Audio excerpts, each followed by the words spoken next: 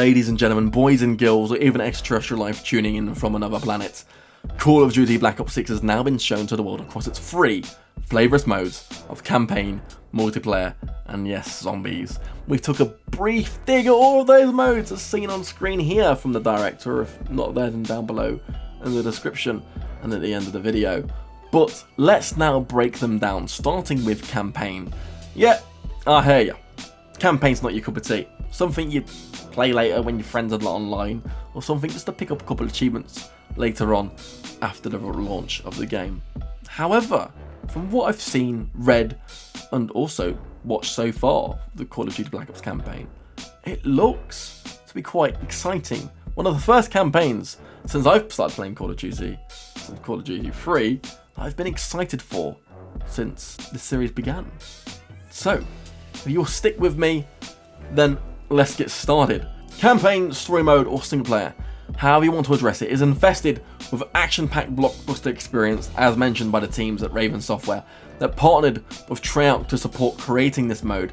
As they go on to say, just like any Call of Duty Black Ops experience, there will be always that one mission that the player remembers from the exhilarating experiences the Black Ops campaigns always strive to provide. Development on the Black Ops 6 campaign is led by Raven Software in partnership with Treyarch, as mentioned. Following on the events from Black Ops Cold War, expect a dynamic and intense spy thriller, a mind-bending story where you will never quite sure who to trust and what is real, all set against the backdrop of the early 1990s, with the campaign occurring in the years after the Cold War. Long-time fans will recognise that this time frame is directly connected to the 1980s, flashbacks revealed during the Black Ops 2 campaign, the aftermath of which has left our heroes in dire circumstances. The Black Ops 6 campaign takes place at a great time of turmoil. The Soviet Union's crumbling after the fall of the Berlin Wall at the end of the Cold War, and the US was the only remaining superpower. The Gulf War dominated headlines. There was a growing mistrust in the government, which was reflected everywhere, across music, television, and pop culture of its time. A tangled web of illicit activities, clandestine operations, and off-the-record missions, all part of a gripping narrative where you're never quite sure who to trust. This, as they say, is the return of Call of Duty Black Ops. With Black Ops 6 you enter the early 90s, where a shadowy force has entered the highest level of the US government, which inevitably forces the players to go rogue for the first time, the fight of which are what created them. We get a mashup blend of new and old characters, starting with the veteran Frank Woods himself. Woods will act as a through line within the story across the campaign, but in Black Ops 6 we capture a different side of Woods, from his injury at the hands of Menendez, and because of this Woods gets pulled from the field.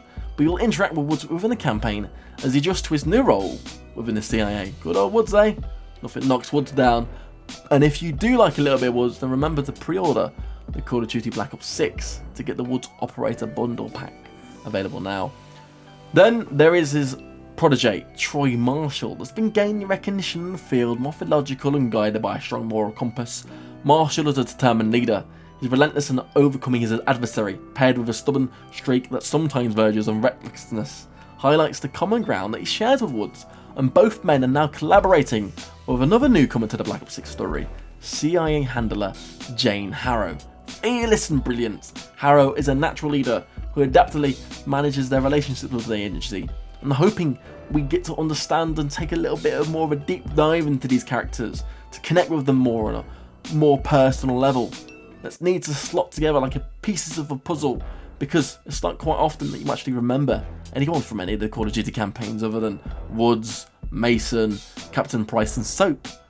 Others are easily forgotten unless you're a die-hard fan of the campaign, and let me know if you are, and if you're like a campaign lore freak. I'm very interested to see who is out there on those. I'll be very interested to learn more on what I've potentially missed that you've picked up in this video. The Woods' talent for operating in the shadows has always been a significant asset, even to the CIA, whilst they're reluctant to acknowledge it.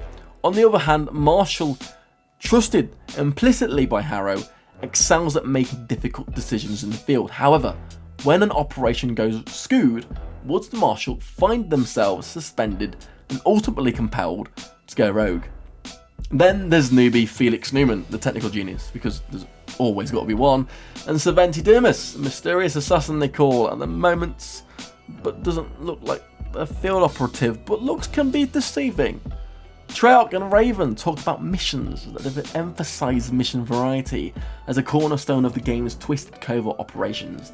Each mission is meticulously crafted from the ground up, providing a unique experience every time, but more twists come whereas not only are missions individually designed, but they offer a plethora of ways to approach them and execute them. This means you can tailor your gameplay to each mission however you feel free to do so, making every encounter fresh and thrilling. One mission you can be seen infiltrating a sewer system underneath a casino in southern Europe, and then you're guns blazing into a palace. How you decide to play the game is entirely up to you. And then, as we saw potentially in Modern Warfare 3, large-scale maps for bigger battles and full-scale assaults in the Iraqi desert, hopefully executed a little bit more better than what was in Modern Warfare 3, because we all know how that went. With such different approaches to every mission, it enables the player to naturally have different endings, outcomes, as the player has different conversation encounters and banter throughout. A lot of these events happening in-game are based on the player's previous choices, making the campaign feel more dynamic, and how you interact with the environment, from lockpicking, computer hacking, keypad solving, and oval puzzles to ponder, they say. This then extends to the one incredible arsenal of weapons that a player has at their disposal, from specific tactical and lethal equipment you may naturally choose to jump in with, and then there's some brand new and old fan favourites, such as the RCXD, Tranquilizer Trap, Adrenaline Stim, the Homing Knife, or Disruptor Charge. A safe house returns in Black Ops 6, similar to what we were seeing in Call of Duty Black Ops Cold War, but this time you're in an abandoned manor with your rogue team, perched aside an ocean cliffside. You might want to watch your step there. The teams go on to say then, intriguingly, the safe house itself has a secret history. It's formerly served as a KGB black site which operated during the 1950s and 60s, vacated some 30 years prior to your team's arrival.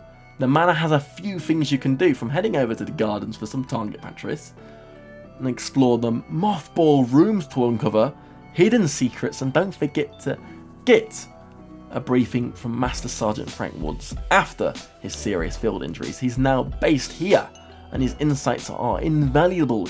You'll then gather round and evidence board, last seen in Call of Duty Cold War, now upgraded with even more intel. From here, you gain further insights into missions, analyse evidence collected throughout your missions. Ultimately, this is where you piece together and plan your next course of action.